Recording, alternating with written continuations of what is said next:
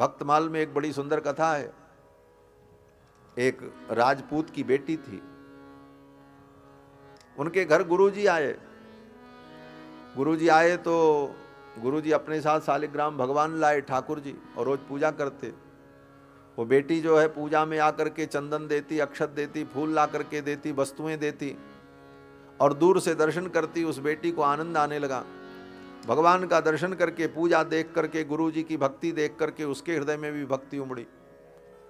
गुरुजी एक दिन जब जाने लगे तो उस बेटी ने कहा, गुरुजी आप चले जाओगे तो भगवान का हमें दर्शन कहाँ होगा, इन भगवान को हमको दे करके चले जाओ, मैं पूजा कर। गुरुजी ने कहा, बेटी ये तो मेरे भगवान हैं, मैं इनके बिना कैसे जाऊंगा। और गुरुजी ने सोचा कि ये तो कन्या है, स्त्री को शालिग्राम भगवान की पूजा नहीं करनी चाहिए। अब इसको मैं शालिग्राम की मूर्ति दूं तो ये भी अपराध हो जाएगा, और इसके हृदय में जो भक्ति प्रकट हुई है, अगर इसको भगवान का विग्रह नहीं दिया सेवा के लिए, पूजा के लिए, तो इसकी जो भक्ति है वो कुंठित हो जाएगी, इसकी भावना टूट जाएगी। तो गुरुजी ने कहा, अच्छा बेटी ऐसी बात है तो हम 1-2 दिन और रुकेंगे, फिर तुमको भगवान को दे करके ही जाएंगे। बोले अच्छा। दूसरे दिन नदी के तट पर स्नान करने गए गुरुजी, तो वहीं स्नान करते समय देखा एक सुंदर चिकना पत्थर कहीं पड़ा था नदी के किनारे। उसी पत्थर को धो करके और ले करके कपड़े में लपेट करके छिपा के ले आए, और बढ़िया से उस पत्थर को धो करके उसमें इत्र उत्र लगा करके, मालिश करके, चंदन लगा करके, तिलक उलक बना करके अपने ठाकुर जी को जहां रखे थे उन्हीं के ऊपर वाली जगह पर उनको भी पधरा दिया, रख दिया, और तुलसी चढ़ाई, फूल चढ़ाया। बेटी जब आई दर्शन करने लगी तो गुरुजी ने कहा, बेटी आज तुम्हारे लिए भगवान आ गए। बोले देखो ये बैठे हैं भगवान। बोले बताओ इन दोनों भगवान में से तुम कौन से भगवान को लोगी। बोले 2 भगवान हैं। बोले ये 2 भगवान क्यों हैं। तो गुरुजी ने कहा, देखो इसमें एक राजा भगवान है, एक सिपाही भगवान है। वो तो बच्ची थी, उसको समझाना था। गुरुजी ने कहा इसमें 2 भगवान है, एक राजा भगवान, एक सिपाही भगवान। तो बेटी ने कहा इसमें राजा भगवान कौन है। बोले जो ऊपर बैठे वो राजा भगवान है, जो नीचे बैठे वो सिपाही भगवान है। अब तू कौन से भगवान को लोगी, राजा भगवान की सिपाही भगवान। बेटी ने कहा नहीं हम तो राजा भगवान को लेंगे। बोले हाँ बेटी ले लो। तुरंत वो पत्थर उतार करके दे दिया। बेटी ने ले लिया। बेटी ने कहा, गुरुजी इनका नाम क्या है भगवान का, किस नाम से मैं इनको पुकारूं। तो गुरुजी ने कहा, गुरुजी ने सोचा अब क्या बताएं, शालिग्राम भगवान तो है नहीं। अगर मैं कहूं कि ये शालिग्राम है तो झूठी बात होगी, क्या नाम बताऊं। तो गुरुजी ने सोचा ये तो पत्थर का टुकड़ा है, शिला का टुकड़ा है, शिला माने पत्थर, तो शिला का पत्थर का टुकड़ा है। तो गुरुजी ने नाम कर दिया। गुरुजी ने कहा इनका नाम है सिलपिल्ले। सिलपिल्ले, सिल का पिल्ला माने टुकड़ा, पिल्लई माने बच्चा। तमिल भाषा में पिल्लई का मतलब होता है बच्चा। वो दक्षिण भारत के स्वामी जी रहे होंगे तो उन्होंने नाम ही रख दिया शिल पिल्लई। शिल पिल्लई माने सिल के पिल्ले माने बच्चा। उन्होंने सोचा ये बच्ची क्या समझेगी। बोले यही भगवान है, इनका नाम शिल पिल्ले, शिल पिल्लई, यही जपो। दे करके चले गए। अब महाराज वो बड़े प्रेम से अपने भगवान को, शिल पिल्ले भगवान को रख करके पूजा करे, चंदन लगावे, फूल चढ़ावे, और उसको यही लगे भगवान है। और जब खाली हो जाए तो भगवान का स्मरण करे और यही नाम ले, हे मेरे सिलपिल्ले भगवान, हे मेरे सिलपिल्ले भगवान। वो भक्तमाल में कथा है। सिलपिल्ले के कहत तुरंत हरि पे चली आवे, सिलपिल्ले के कहत तुरंत हरि पे चली आवे। भक्तन हित सुत बिस दियो, भूप लाल प्रभु राजपति। भक्तन हित सुत बिस दियो, भूप लाजपति। फिर से बोलो पंक्ति को, फिर से बोलो। सिलपिल्ले के कहत कुंवर पे हरि चली आवे। सिलपिल्ले के कहत कुंवर पे हरि चली आवे। सिलपिल्ले के कहत कुंवर पे हरि चली आवे।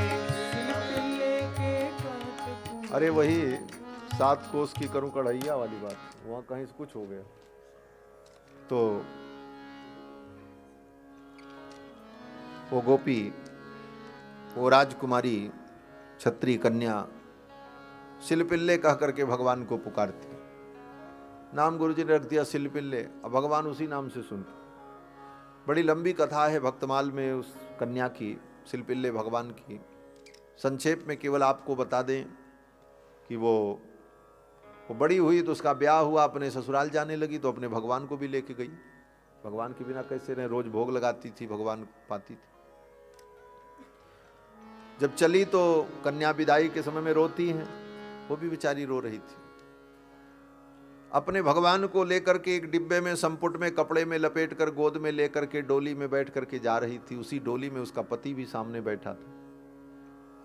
उसका पति सोच रहा था नया नया ब्याह हुआ है, डोली में मेरे सामने बैठी, कुछ मुझसे बातें होते करती, कुछ प्यार स्नेह की बातें करती, लेकिन वो तो बेचारी रो रही थी अपने भगवान को गोद में लिए। और वो ये सोच रही थी मन में, जिस ससुराल में हम जा रहे हैं वहां के लोग कैसे होंगे, मुझे पूजा करने देंगे कि नहीं करने देंगे, मैं भगवान की भक्ति कर पाऊंगी कि नहीं कर पाऊंगी, यही सब सोच रही थी। और बार बार उसी डिब्बे को लेकर के देखती और रोती। पति ने देखा तो पति ने पूछा, अरे ये तुम्हारे हाथ में क्या है, क्या लेकर के बैठी, ये कौन सी वस्तु? तो उस कन्या ने उस डिब्बे को, भगवान के संपुट को हृदय से लगा लिया, कहा ये मेरे भगवान हैं, मेरे सर्वस्व हैं। पति को बड़ा बुरा लगा कि इसके सर्वस्व ये हैं तो ये मुझसे क्या प्रेम करेगी, ये दिन भर इन्हीं को, भगवान को लेकर के आरती उतारेगी तो ये मेरी सेवा कब करेगी।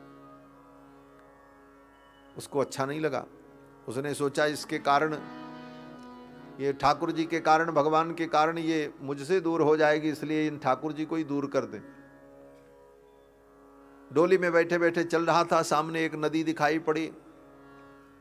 बस कन्या के हाथ से उस डिब्बे को छीन करके उठा करके उसी नदी में फेंक दिया उसके पति। रो पड़ी, जोर जोर से रोने लगी, मेरे ठाकुर को तुमने क्यों फेंक दिया। उसने डांट दिया, बोले चुप रहो, बड़ी भक्तिन बनी हो, अभी से ये सब भक्ति उक्ति करने की क्या जरूरत, जैसा मैं कहता हूं वैसा करो। बेचारी चुप हो गई, कन्या थी, अबला थी। ससुराल पहुंची, ससुरा जी को ये सब बातें मालूम नहीं। कन्या ने भोजन छोड़ दिया, जल छोड़ दिया, दिन भर रोती रहती, घर में पड़ी रहती, सब काम करती, लेकिन न भोजन न जल। क्यों? बोले भगवान को बिना भोग लगाए वो जल भी नहीं लेती, भगवान को बिना भोग लगाए वो अन्न भी नहीं ग्रहण करती थी, उसकी प्रतिज्ञा थी। तजो जले अन्ने अब चाहते प्रसन्न कियो, तजो जले अन्ने अब चाहते प्रसन्न कियो, होते क्यों प्रसन्न जाको सरे बस लियो है, होते क्यों प्रसन्न जाको सर बस लियो है।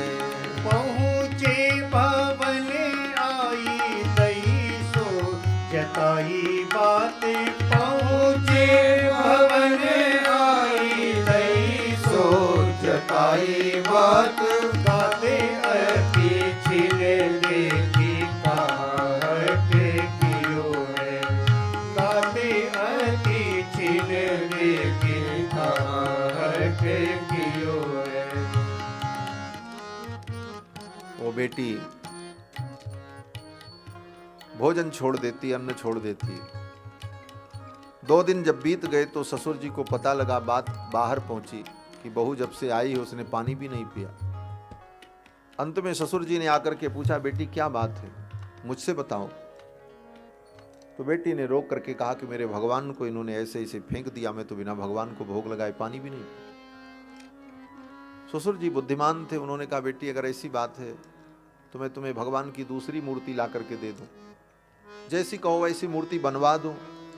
अब मैं क्या करूं, अब तो उसने फेंक दिया, अब वो तो मूर्ति मिलेगी नहीं। बेटी ने कहा नहीं, मुझको तो वही भगवान चाहिए, मेरे वही भगवान, मेरे शिलपिल्ले भगवान, मेरे वो सर्वस्व हैं, मेरे भगवान वही हैं, और उन्हें कहीं से आप लाओ।